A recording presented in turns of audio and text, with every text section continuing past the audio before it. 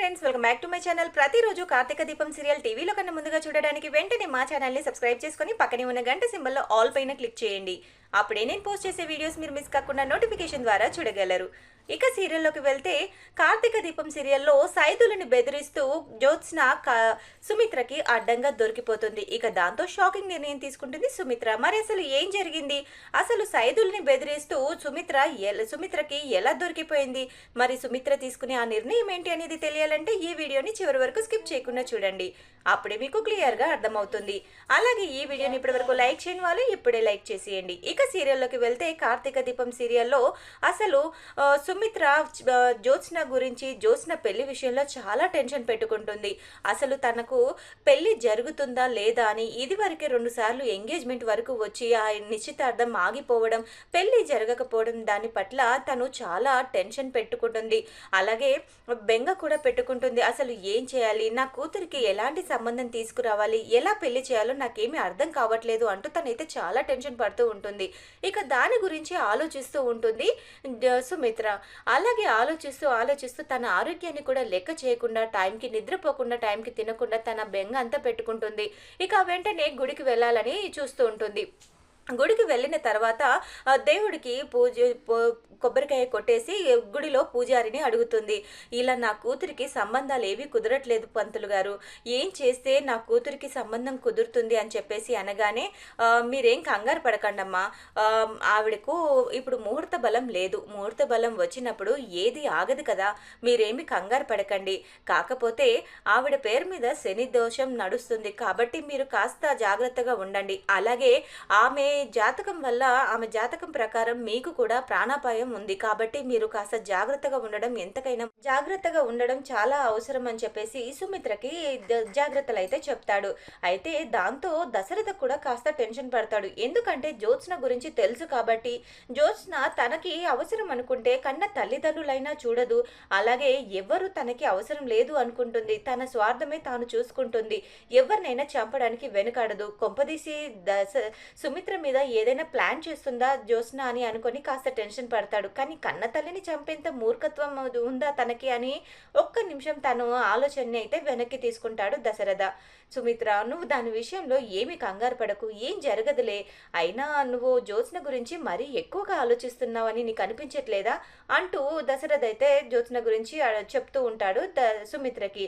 అది కాదండి, కూతురి పరిస్థితి ఇలా ఉంటే నేను మాత్రం ఎలా సంతోషంగా ఉండగలను, దానికి ఎప్పుడు పెళ్ళవుతుందా, ఎప్పుడు ఒక ఇంటికి కోడలుగా వెళ్ళిపోతుందా అని నేను చాలా అనుకుంటున్నాను. తన వల్ల కార్తిక్కి కూడా చాలా ఇబ్బంది అవుతుంది. కార్తిక్ కూడా చాలాసార్లు కార్తిక్ని, దీపని ప్రశాంతంగా బ్రతకనివ్వట్లేదు, అలాగే చాలా టెన్షన్ పెడుతుంది. అందుకని తనకి పెళ్ళైతేనన్నా తన జీవితంలో మార్పు వస్తుందేమో అని నేను అనుకుంటున్నాను, అందుకోసమే ఇదంతా చేస్తున్నాను అనగానే, నువ్వు చెప్పేది నిజమే కానీ నేను చెప్పేది ఒకసారి అర్థం చేసుకో సుమిత్ర, దానికోసం నువ్వు కూడా ఆలోచించాలి కదా, నీ ఆరోగ్యం కూడా నువ్వు చూసుకోవాలి కదా. ఎంతసేపు జ్యోత్స్న అంటూ జ్యోత్స్న మీద బెంగ పెట్టుకొని తన గురించి ఆలోచిస్తూ ఉంటే ఎలా కుదురుతుంది చెప్పు, నీ ఆరోగ్యం కూడా నీకు ముఖ్యం కదా అని చెప్పేసి చెప్తూ ఉంటాడు. ఇక తర్వాత కార్తిక్ కూడా ఆలోచిస్తూ ఉంటాడు. కార్తిక్ సుమిత్ర గురించి, అలాగే శ్రీధర్ని ఇంకా కాంచనని కలిపే ప్రయత్నం కూడా చేస్తూ ఉంటాడు. కానీ కాంచన మాత్రం అస్సలు ఇందులో ససేమిరా అంటుంది. తన భర్తతో కలిసి కాపురం చేయడానికి అస్సలు ఒప్పుకోదు. తన భర్త ఇంకొక ఆడదాన్ని పెళ్లి చేసుకున్నాడని తెలిసిన తర్వాత, నేను నా భర్తని ఇంకొక ఆడదానికి ఇచ్చేశాను, మళ్ళీ ఆ ఆడదాని దగ్గర నుంచి నేను నా భర్తని ఎలా తిరిగి తీసుకుంటానని అనుకుంటున్నారు, అది ఎప్పటికీ జరగదు. కానీ ఒక్క విషయం మాత్రం గుర్తుపెట్టుకోండి అంటూ, నా జీవితంలో నా భర్తకైతే నేను మళ్ళీ స్థానం ఇవ్వలేను, ఇందులో నన్ను ఎవరు బలవంతం పెట్టొద్దు అంటూ కాంచన అయితే శ్రీధర్కి ఇంకా కార్తిక్కి, శివనారాయణకి అందరికీ తేల్చి చెప్పేస్తుంది. శివనారాయణకు తన కూతురి జీవితం ఏమవుతుందో, అందరూ సంతోషంగా ఉన్నారు కానీ నా కూతురు మాత్రం సంతోషంగా లేదు అని చెప్పేసి చాలా బాధపడుతూ ఉంటాడు. తన కూతురు గురించి బెంగ ఒకవైపు, అలాగే జ్యోత్స్నకి పెళ్ళవ్వట్లేదని ఒక బెంగ, అలాగే సుమిత్రకు రోజు రోజుకి కాస్త ఆరోగ్యం దెబ్బతింటుందన్న టెన్షన్ అన్నీ కూడా ఎక్కువైపోతాయి. నా ఇల్లు మునుపటిలాగా సంతోషంగా ఎప్పుడు ఉంటుంది అంటూ బెంగ పెట్టుకొని ఉంటాడు శివనారాయణ. ఇక తర్వాత గుడిలో ప్రశాంతంగా గడిపిన తర్వాత దశరథకు ఫోనొస్తుంది. "సుమిత్ర, నాకు చాలా అర్జెంట్ ఫోన్ కాల్ వచ్చింది. నువ్వు జాగ్రత్తగా ఇంటికి వెళ్ళగలవా? లేకపోతే నేను ఇంటి దగ్గర డ్రాప్ చేసి వెళ్ళనా?" అని చెప్పేసి అనగానే, లేదు, లేదండి, నేను కాసేపు కూర్చుంటాను. ఇక్కడ ఉంటే నాకు ప్రశాంతంగా ఉంది" అని చెప్పేసి అనగానే, "అవునా? సరే, మరి కాసేపు కూర్చొని వెళ్ళు. నేను అర్జెంట్ పనుంది, నేను వెళ్తాను" అని చెప్పేసి అనగానే, "సరే, మీరు వెళ్ళిరండి. నేను జాగ్రత్తగా ఇంటికి వెళ్తానులెండి. మీరు జాగ్రత్త" అని చెప్పేసి దశరథనైతే అక్కడి నుంచి పంపించేస్తుంది. ఆ తర్వాత సైదులు జ్యోత్స్నకి కాల్ చేస్తాడు. "నాకు అర్జెంటుగా డబ్బు కావాలి మేడం. మీరు నాకు డబ్బు ఇవ్వడానికి వస్తారా? లేకపోతే నన్నే రమ్మంటారా? నేనిక్కడ శివాలయం దగ్గర ఉన్నాను. మీరు వెంటనే నాకు డబ్బు తీసుకొని ఇక్కడికి వస్తారా? సరే. లేదంటే నేనే మీ ఇంటికి వచ్చి డబ్బులు తీసుకోవాల్సి ఉంటుంది. కాబట్టి నేను వస్తే మీకు ప్రాబ్లమ్ అవుతుంది కాబట్టి మీరే నాకు డబ్బు తెచ్చి ఇవ్వడం ముఖ్యంగా మరీ మీకు మంచిదని నాకు అనిపిస్తుంది" అనగానే, "ఏంట్రా, బ్లాక్‌మెయిల్ చేస్తున్నావా?" అంటూ అనగానే, "బ్లాక్‌మెయిల్ ఏం లేదు మేడం. బ్లాక్‌మెయిల్ ఏముంది మేడం? మీకు అవసరం ఉన్నప్పుడు నేను పనిచేశాను. నాకు అవసరం ఉన్నప్పుడు మీరు కూడా ఇవ్వాలి కదా! ఇందులో ఇచ్చి పుచ్చుకోవడం తప్ప బ్లాక్‌మెయిల్ ఎక్కడుంది మేడం" అంటూ కావాలనే బెదిరిస్తూ ఉంటాడు. వీడికి బాగా ఎక్కువైపోయింది. లేదంటే ఎంత ధైర్యం ఉంటే నన్నే బ్లాక్‌మెయిల్ చేస్తాడు. వీడిని వెంటనే అడ్డు తొలగించుకోవాలి. లేకపోతే ఇలాంటి వాడితో ఎప్పటికైనా ప్రాబ్లమే అవుతుంది అని చెప్పేసి జ్యోత్స్న చాలా గట్టిగా నిర్ణయించుకొని శివాలయం దగ్గరికైతే వెళ్తుంది. "ఏంటి, ఎందుకు నన్ను ఇంత ఫోన్ చేసి మరీ బెదిరిస్తున్నావు? నువ్వేమైనా నా దగ్గర డబ్బులు దాచిపెట్టావా? అయినా కూడా నేను నీకు సహాయం చేయాలి అని అనుకున్నాను. అందుకోసమే నువ్వు చేసిన పనికి తగ్గ ఫలితం కూడా ఇచ్చేశాను కదా!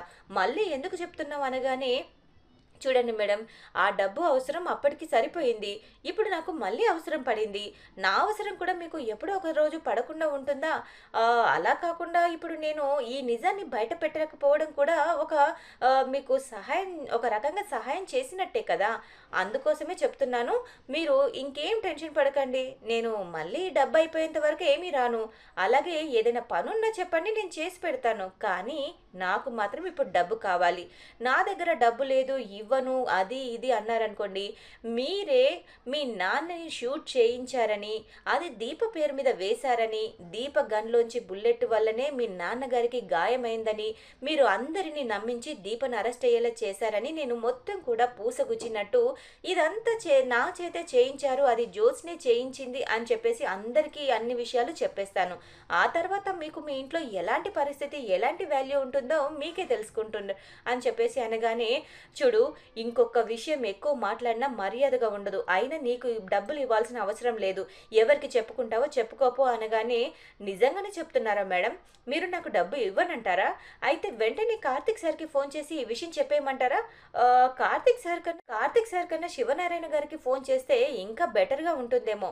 వెంటనే శివనారాయణ గారికి కాల్ చేస్తానని" చెప్పేసి ఫోన్ తీసుకుంటూ ఉండగా, "వద్దు, నువ్వు ఎవరికీ చెప్పొద్దు" అనగానే, "అయితే నేను దశరథ గారిని నా చేత కాల్పించింది మీరే అని, దీప మీద ఈ నింద పడేలా చేసింది మీరే అని ఎవ్వరికీ చెప్పొద్దంటారు. అంతేనా?" అని అంటూ ఉండగానే, "చూడు, నువ్వు ఇదంతా విడమర్చి ఇంత క్లియర్‌గా చెప్పాల్సిన అవసరం లేదు. కానీ ఈ విషయం మళ్ళీ బయటికి కానీ పొక్కిందో నీకు ఈ భూమి మీద నూకలు ఉండవు" అంటూ ఇక బెదిరించేగానే, "నేనెందుకు చెప్తాను మేడం? ఎప్పుడైనా నాకు డబ్బు అవసరం వస్తేనే కదా!